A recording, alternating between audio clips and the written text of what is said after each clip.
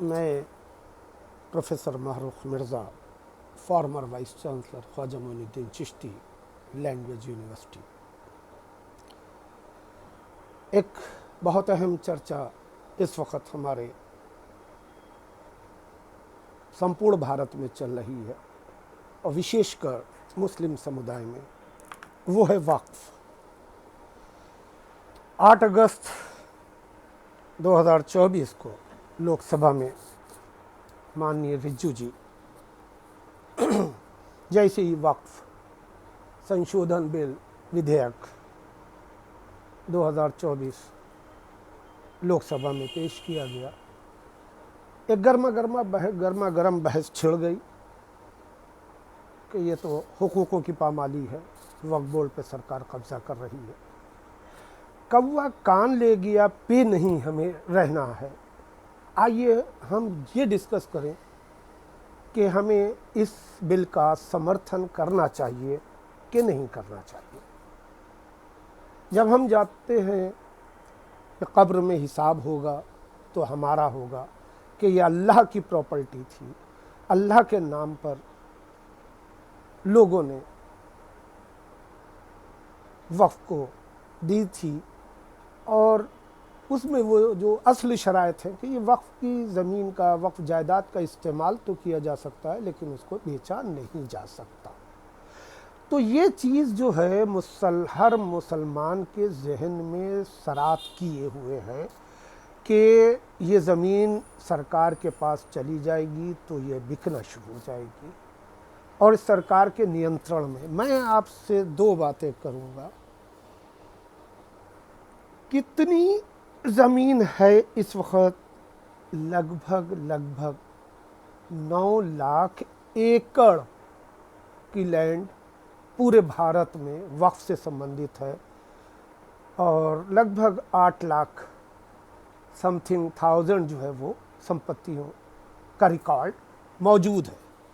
तो जाइए, जब आज ये रिकॉर्ड मौजूद है और ऐसा नहीं है जो लोग पहले वक्फ करते थे वो कई जगहों के ऊपर उसके वक्फ के दस्तावेज़ रखते थे।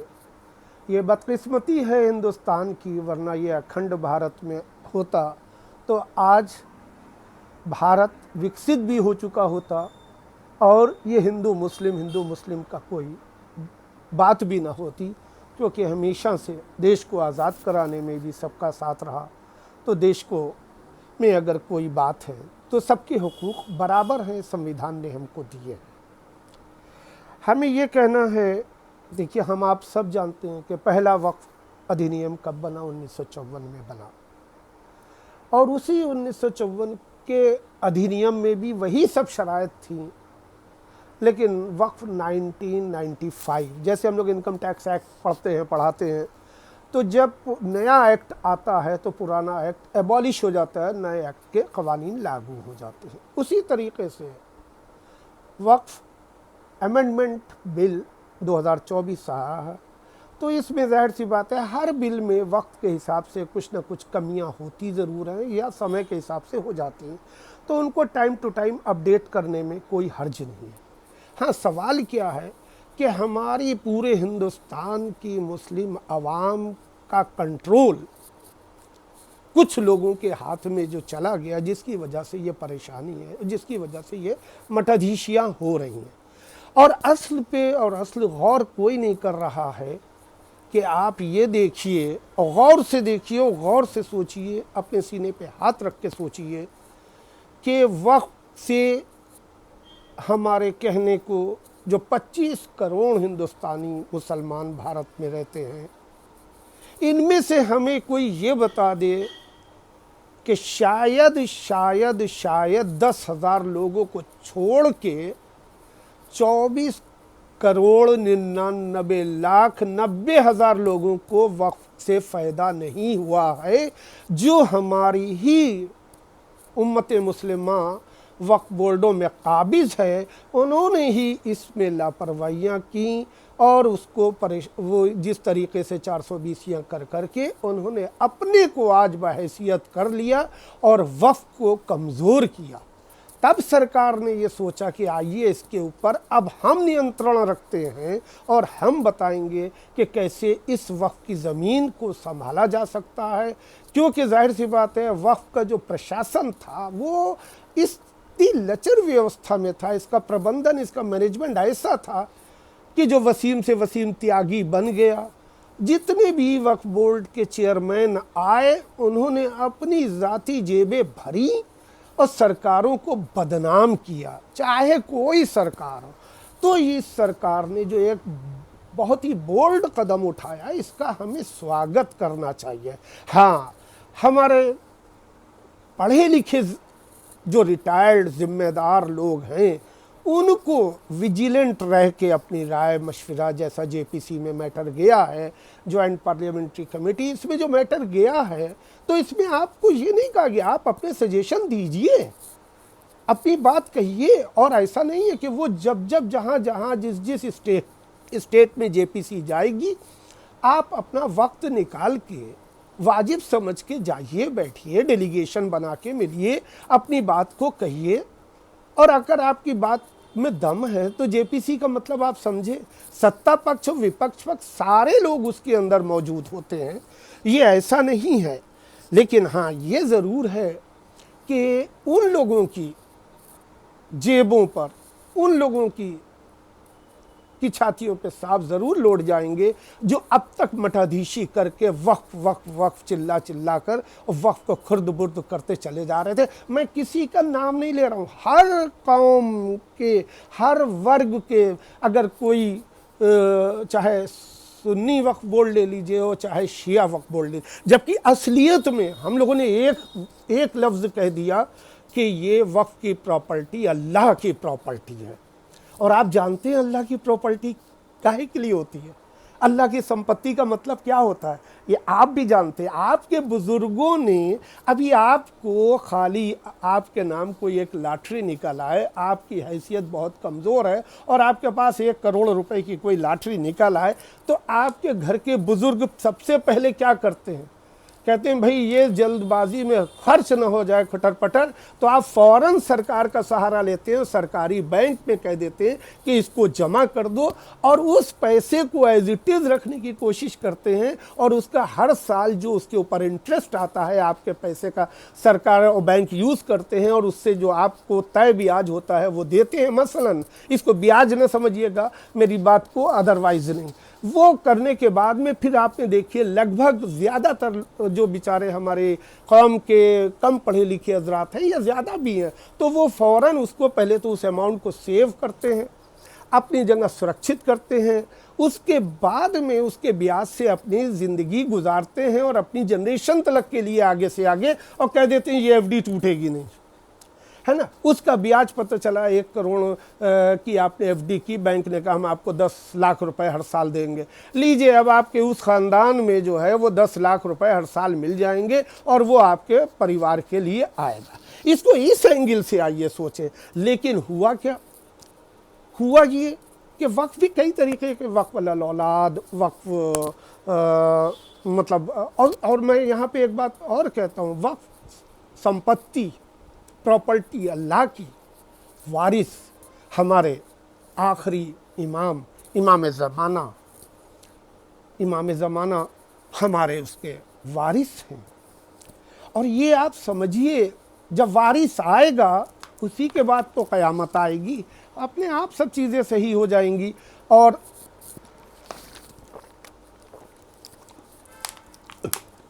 यहाँ से मैं एक लफ्ज़ और जोड़ना चाहूँगा कि वक्फ अल्लाह की मिल्कियत है, लेकिन अगर इसका दूसरा पहलू देखिए तो वक्फ किसी भी देश में कोई भी अपने प्रॉपर्टी को वक्फ करता है तो पहला उसका ऑब्जेक्ट होता है कि हमारी नस्ल में कभी वक्त पड़े तो ये काम आए। दूसरा वो और ब्रॉडर सेंस में जाता है, तो ये एक वक्फ क्या है? ये वक्फ एक, इसको क्या कहना चाहेंगे, अगर मैं इसको अपने लफ्ज़ों में अगर आके कहूँगा तो वक्फ भारत में हिंदुस्तान में क्या पूरी दुनिया में जहाँ जहाँ वक्फ है, उसका पहला ऑब्जेक्टिव होता है कि उस देश की किसी भी आपात स्थिति से निपटने के लिए भी हम स्वतंत्र होना चाहिए। और चाहे ये वक्फ बोर्ड हो, चाहे हिंदुस्तान के बड़े बड़े मंदिर हैं, बड़े बड़े ट्रस्ट हैं, बड़े बड़े कारपोरेशंस हैं, जब जब देश पे वक्त पड़ा तो इन कारपोरेशंस ने अपने पास से निकाल के हिंदुस्तान की मदद करी या मानवता और इंसानियत के ऊपर मदद करी, चाहे अजीज़ प्रेम जी हो, चाहे कोई हो। उसी तरीके से चाहे वो साउथ के बड़े बड़े मंदिर हो जहाँ सैकड़ों हजारों लाखों टनों सोना, 7 दरवाजे बताए जाते हैं इतने, तो भगवान न करे कि भारत पे कोई ऐसी आपात स्थिति आए। लेकिन ये आपात स्थिति से निपटने के लिए ही ये चीज़ें होती हैं। जाहिर सी बात है, आपात स्थिति अगर यहाँ मुसलमानों पे आ जाएगी तो सरकार तो मदद करे ही करेगी, लेकिन जो चीज़ आपकी अगर उनके ऊपर पास है और वो नियंत्रण रखे हुए हैं तो वो उसका भी यूज़ करके चीज़ को मेंटेन भी रखेगी और उसका यूज़ करके वक्तन बवक्तन आपकी गुर्बत को दूर करने के लिए। हाँ, अब जेपीसी की बात आई तो जेपीसी में हमारे सजेशन जाना चाहिए कि इसमें आप एक काम कीजिए, स्टेट वाइज इसका जो है बाइफर्केशन कीजिए, किस स्टेट में कितने औकाफ हैं, कितने वक्फ हैं, उनकी वैल्यूएशन क्या है, उसमें आप उसका डिवीज़न करवाइए। आप कहिए कि सरकार से मेरी गुजारिश है कि हमारे अगर उत्तर प्रदेश में वक्फ की मिल्कियत जैसे बताया जाता है 1 लाख करोड़ से ज़्यादा की संपत्ति है, तो अगर उत्तर प्रदेश में, मैं एक छोटा सा एग्जाम्पल दे रहा हूँ, अगर उत्तर प्रदेश में 10,000 करोड़ की या 20,000 करोड़ की संपत्ति है तो हम सरकार से बात करें कि आप देखिए कि हमारी ख्वाजा मोइनुद्दीन चिश्ती यूनिवर्सिटी कि जिस वक्त बनी थी तो वो सिर्फ 200 या 250 करोड़ रुपए सरकार ने दिए थे और उससे वो पूरी इमारत बनी थी और बहुत मामूली रकम के ऊपर लैंड ले ली गई थी सरकार। उसी तरीके से ये सरकार जहाँ जहाँ पे भी वक्फ की हमारी कीमती ज़मीनें हैं उनको अपने नियंत्रण में ले और उसके बाद में जो उसका वैल्यूएशन हो, उस वैल्यूएशन और जो लोगों ने कब्ज़ा ली हो, चाहे वो किसी ने भी गलत तरीके से उसको अगर कब्ज़ा लिया है तो वो उसको छुड़ा भी लेगी, और लेकिन हमें उसको इतनी स्वतंत्रता देना पड़ेगी और कहना पड़ेगा, क्योंकि अगर नहीं कहेंगे तो आप ये समझिए सिर्फ चंद मुट्ठियों के ऊपर, उंगलियों पर लोगों को गिन लिए जिनको वक्फ से फ़ायदा हुआ है, बाकी किसी को वक्फ से फ़ायदा नहीं हुआ है। अगर हमारी मोदी सरकार और उत्तर प्रदेश में योगी सरकार, क्योंकि उत्तर प्रदेश एक बड़ा प्रदेश है, यहाँ वक्फ ज़्यादा हो सकते हैं, चाहे सुन्नी वक्फ बोर्ड में चाहे शिया वक्फ बोर्ड में। हाँ, इसमें यह कि मैंने एक मिसाल दी कि सपोज़ किए 20,000 करोड़ रुपए की जो है वो यहाँ की 20,000 करोड़ रुपए की संपत्ति है। आप कहिए कि मैं सरकार से कह रहा हूँ कि उत्तर प्रदेश में 5 विश्वविद्यालय बनाइए, ज़मीन सरकार देगी या ज़मीन हमारी लीजिए और पैसा सरकार उस पर लगाए, जिसमें हमारे उत्तर प्रदेश के जितने भी मुस्लिम गरीब जो बिलो पॉवर्टी लाइन आते हैं उनको बग़ैर किसी 1 रुपया दिए हर तरीके की शिक्षा उपलब्ध कराई जाए। देखिए, सरकार राज़ी होती है। सरकार तो अच्छे चेहरों को ढूंढती है, अच्छे लोगों को ढूंढती है, लेकिन अफसोस ये है कि अच्छे लोग इतने नहीं वो होते हैं, मुखर हो के सामने नहीं आते हैं, क्योंकि उनके सामने जो चेहरे दिखते हैं वो सब उनके माजी जानते हैं कि ये कल कौन सी चीज़ चुरा के बड़ा हुआ है, इसने किसका हक मार के बड़ा हुआ है। आज वो सफ़ेद पोश आपके सामने खड़ा हो जाता है और हम बात उससे नहीं कर पाते हैं। वो सब नंबर 2 और नंबर क्या कहूँ किस तरीके से पैसा कमा के समाज में उन लोगों की जगह घेर ली गई है जिन लोगों की जगह होना चाहिए। तो जब हम ये कहेंगे तो आप ये सोचिए, अगर उत्तर प्रदेश में आप कहिए कि हमें सरकार हमारी ज़मीन पर उत्तर प्रदेश में 5 बड़े विश्वविद्यालय बनाए, उत्तर प्रदेश में 5 बड़े अस्पताल बनाए, उत्तर प्रदेश में 5 बड़ी इंडस्ट्रियां लगाए, जिसमें हमारे विश्वविद्यालयों में हमारे बच्चों के जो बिलो पॉवर्टी लाइन है, हमारे नहीं, उसका एक परसेंटेज के मतलब ये कि ये नहीं है कि खाली मुसलमान ही उससे फ़ायदा उठाएं। मुसलमान नहीं, हम भारतीय हैं, हम हिंदुस्तानी हैं। हम ऐसा बनाइए कि जिनको भी मतलब बिलो पॉवर्टी लाइन है और पैसा खर्च नहीं कर पा रहे हैं एजुकेशन के ऊपर, इलाज के ऊपर, उनको, चाहे वो SC ST हो, चाहे OBC हो, चाहे मुस्लिम हो, उनको उन विश्वविद्यालयों में मुफ्त एजुकेशन दी जाएगी। उनको उन अस्पतालों में उनका स्वास्थ्य का खास इंतज़ाम किया जाएगा। और उनके ये 5 बड़ी इंडस्ट्रियाँ लगा दी गई जिससे आपने अपनी स्किल्ड को दिखाया। तो आपके कम से कम ये कहा जाए कि भाई ठीक है, वो रेशियो जैसी जिसकी जितनी वो क्या कहा जाता है, हिस्सेदारी उसकी उतनी भागीदारी। और प्रदेश में मतलब हमारा यही कहना है कि जब बड़ी बड़ी इंडस्ट्रियाँ, उत्तर प्रदेश में क्यों इंडस्ट्रियल डेवलपमेंट स्लो चल रहा है, ये अब तो फिर गति पकड़ी है। लेकिन आप देखिए पिछले देश की आज़ादी के बाद से अब तक के मतलब मैंने बहुत करीब से देखा है, लोग 10 रुपए की भी क्या अहमियत समझते हैं, जो आज वो कुछ लोग जो हैं वो 2000 की वैल्यू जो नहीं समझते हैं। लेकिन उसी समाज के लोग ऐसे हैं कि जो उस 10 रुपए को भी बड़े पकड़ के संभाल के रख के चलते हैं। तो आइए इसमें अपनी बात को मुखर होके कहिए। और ये नहीं है, मैं तो खुद कह रहा हूँ कि मैंने देखा कि भाई लोकसभा JPC के 31 लोगों की समिति बनाई गई है, जिसमें 21 लोकसभा से सदस्य लिए गए हैं और आपके 10 जो हैं वो राज्यसभा के सदस्य हैं। इनके सामने अपने डिस्ट्रिक्ट से एक मजबूत डेलीगेशन बनाइए। वो डेलीगेशन पहले तो अपने आम सभा में जाके कहे कि नहीं, ये इससे फ़ायदे ज़्यादा हैं और नुकसानात ना के बराबर हैं। नुकसानात तभी होते हैं जब हम आग बंद करके गाड़ी चलाने की कोशिश करेंगे, तो definitely accident will take place. तो हमें आंखें भी खुली रखना चाहिए, हमें बाशऊर होना चाहिए, हमें जागरूक होना, लेकिन हमें सरकार के अच्छे इरादों का समर्थन खुलकर करना चाहिए।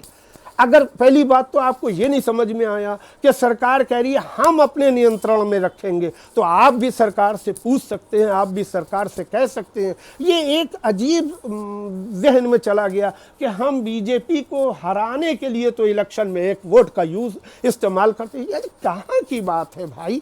ये आप ये देखिए कि जिसके नाम पे आप BJP के खिलाफ हैं, उसने आपके साथ क्या किया?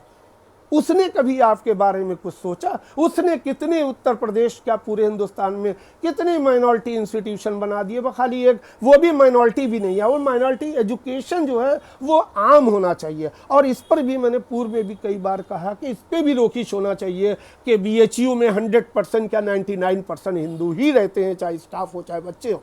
उसी तरह अलीगढ़ मुस्लिम यूनिवर्सिटी में 99% मुसलमान ही मिलेंगे, चाहे स्टाफ हो चाहे बच्चे। इसी तरह जामिया मिलिया या दीगर में। क्यों हर जगह मतलब जैसे अगर मुस्लिम को रिप्रेजेंट करने के लिए कोई इदारा बनाया गया तो उसमें भी 60% आपका होना चाहिए, 40% तो हर कम्युनिटी के लोग होना चाहिए। यही BHU के लिए भी नियम बनना चाहिए, यही अलीगढ़ यूनिवर्सिटी के लिए भी बनना चाहिए, यही जामिया मिलिया इस्लामिया के लिए भी बनना चाहिए, यही उस्मानिया यूनिवर्सिटी के लिए भी बनना चाहिए, यही गोरखपुर यूनिवर्सिटी पंडित दीनदयाल उपाध्याय के लिए भी, हर जगह। क्योंकि हम भारतीय हैं, हम हिंदुस्तानी हैं, हमें खुल के बोलना पड़ेगा, हमें इसमें खुल के समर्थन करना। खुल के समर्थन का मतलब ये नहीं है कि एक ड्राफ्ट छप गया और उसके बाद में QR कोड से भेजते रहिए। वो एक मासेज अपील है, वो एक अलग पहलू है। लेकिन आपको उस मासेज पे जाके खाली एक ही सेट वो कि हम इस प्रतिक्रिया का विरोध करते हैं, ये कोई आलिमाना गुफ्तगू नहीं है, ये कोई आलिमाना कदम नहीं है। यह इलेक्शन आया तो हम ये ताकते हैं, बड़ा गौर से देखते हैं, उस गिलास से देखते हैं कि नहीं इसमें कौन BJP को हरा रहा है तो हम उसको वोट दें। अरे भाई किस दुनिया की बात कर रहे हो, कहाँ की बात कर रहे हो? कॉन्स्टिट्यूशन के अपने में अपना हक ढूंढो, तो कोई सरकार हो आपका हक नहीं कोई छीनेगी। हाँ, लेकिन आपका भी फ़र्ज़ है कि हिंदुस्तान में रह के पाकिस्तान जिंदाबाद नहीं कहा जाता है, हिंदुस्तान में रह के जो है वो सऊदीया जिंदाबाद नहीं कहा जाता है। देखिए ये हम हिंदुस्तानी हैं, हमारा ये वतन भी है और लोगों का वतन सानी भी है। चाहे वतन हो चाहे वतन सानी हो, वतन सानी के भी उतने हुकूक होते हैं। आपको भारत से प्यार है। अच्छा, इसी वजह से कुछ लोगों ने, कुछ अनासिर शरारती तत्वों ने आप इन्हीं बातों का फ़ायदा उठा लिया। इन बातों का फायदा क्या उठा लिया कि साहब हिंदू जो है वो मुसलमान जो है वो ये करता है, मुसलमान देश के लिए नाम करिए। अरे अब वो मुसलमानों को नहीं कह रहे तो मुसलमानों के नाम पे रोहिंग्या मुसलमानों को कह रहे हैं कि हम काटेंगे मारेंगे। ये सब चीज़ें क्यों हुई? आपने ज़्यादा कट्टरपंथी कर ली, आपने कट्टरता शो की। वो तो आपके यहाँ आपने तो ये सोच लिया वो आपके दरगाह उसमें आए तो माथा टेके हैं, उस पर आप बड़ा फख्र करते हैं कि देखिए हिंदू आते हैं और चौखट के ऊपर सजदा करते हैं हैं। और आप जो अगर खाली जाके राम जी को रिस्पेक्ट से प्रणाम कर लीजिए, कृष्ण जी को रिस्पेक्ट से प्रणाम कर लीजिए, तो साहब आप इस्लाम से खारिज हो गए। ये कौन मुल्ला मौलवी है जो इस तरीके से फतवे देते हैं?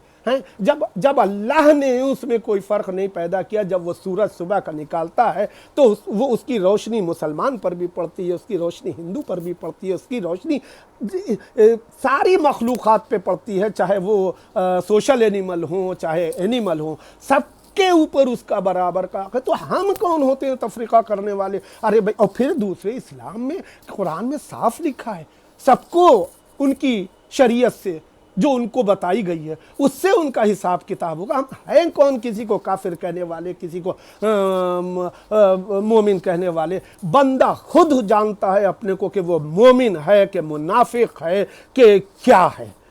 और काफिर किसे कहते हैं? काफिर तो उसको कहते हैं जिसने अल्लाह को माना ही नहीं, जिसने निराकार को नहीं माना, काफिर वो है। और कोई हिंदुस्तान क्या पूरी दुनिया में कोई ऐसा नहीं है कि जो ये कहे कि भगवान है ही नहीं और भगवान की जगह हम हैं। वो ये एक गलत दिशा में बहस जाती है। खैर, बहरहाल मुझे ये ज़रूर कहना है कि इस चीज़ को आगे बढ़ाइए और इससे हमारी सरकार के हाथों को मजबूत कीजिए। हमने एक बात कही है, इसकी गहराई में जाइए। वक्फ जो है वो एक आपात स्थिति से निपटने के लिए लोगों का दिया हुआ छोटी मोटी सी, अरे 1 लाख करोड़ होता क्या है? खाली पब्लिसिटी के सबसे बड़ा जो लैंड है वो क्या कहते हैं आर्मी के पास है और रेलवे के पास है, तीसरा वक्फ है। अरे भाई, अगर मुसलमानों के पास इतना ही अकल होती, इतने ही वक्त का सही इस्तेमाल कर रहे तो ये सरकार खुद कहती कि ये अपनी ज़मीनें पकड़िए और इसके ऊपर इंडस्ट्री लगाइए, इसके ऊपर कॉलेजेस बनाइए, इसके ऊपर हॉस्पिटल्स बनाइए, इसके ऊपर चैरिटेबल इंस्टीट्यूशंस बनाइए, हर वर्ग के गरीब लोगों की मदद कीजिए। लेकिन हम तो स्वार्थी हो जाते हैं और बातें हम बड़ी बड़ी करते हैं। वो इसलिए नहीं क्योंकि वक्त के ऊपर शिकंजा जब सरकार का हो जाएगा तो आप समझ लीजिए कि जो मठाधीशी करने वाले टिप्स के ऊपर लोग हैं उनकी दुकानें बंद हो जाएंगी। और आज मैं दावे से कहता हूं कि पूरा हिंदुस्तान समर्थन करने लगेगा, खाली सरकार ये कर दे कि अब तक जो लोगों ने वक्फ बोर्ड में जिम्मेदारियां संभाली हैं उनकी फाइनेंशियल स्थिति क्या थी जब वो ज्वाइन किए या जब वो उन्होंने वक्त के ऊपर अंदर बैठे, और जब वो बाहर निकले तो पता चला कि सफ़ेद पोश होके 10-10, 20-20, 50-50 करोड़ के आदमी बन गए। तो ये कैसे बन गए?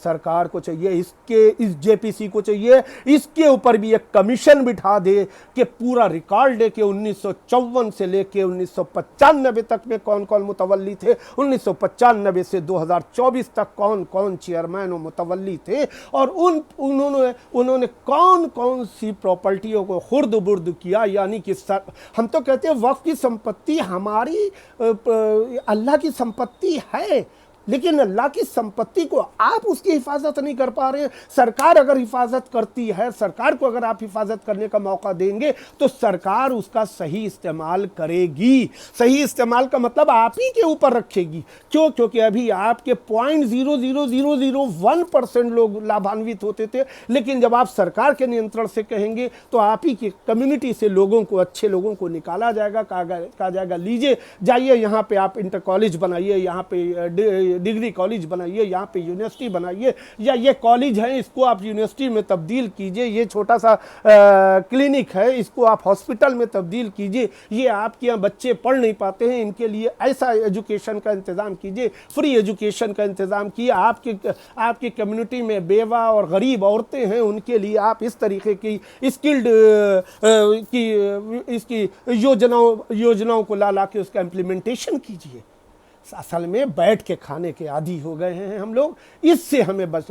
और बहुत जल्दी धर्म तो ऐसे जैसे चुटकियों में ले लेते, ये खाली मुसलमान नहीं, हिंदू भी 1 मिनट में उसका धर्म खतरे में आ जाता है, 1 मिनट में मुसलमान का धर्म खतरे में आ जाता है। अरे तुम्हारा धर्म क्या हो गया, हवा की तरह पत्ते का वजन हो गया। अरे धर्म एक धर्म होता है, बहुत भारी भरकम होता है, उसको कोई, आप जिस भी मजहब पे रहिए उसके सब हर मज़हब के उपदेशों को अगर आप स्टडी कीजिएगा तो हर मज़हब ने बताया कि चोरी गलत है, गीबत गलत है, शराब पीना गलत है। लेकिन अगर लोग कर रहे हैं तो उसको धर्म से क्यों जोड़ लें, वो उसका अपना व्यक्तिगत फेल है। इसीलिए मैं कह रहा हूँ वक्त में लोग जो हैं वो घुस के आते हैं और अपने व्यक्तिगत फेल से जो है करोड़पति अरबपति बन जाते हैं और वक्फ को भी लूट लेते हैं। और वक्फ की, क्योंकि वो मुस्लिम चेहरा लेके आते हैं और पूरी मुस्लिम कम्युनिटी को कलंकित करते हैं। हम तो कहेंगे कि जेपीसी को जो भी फैसला लेना पड़े, है ना, इसमें ये ज़रूर हो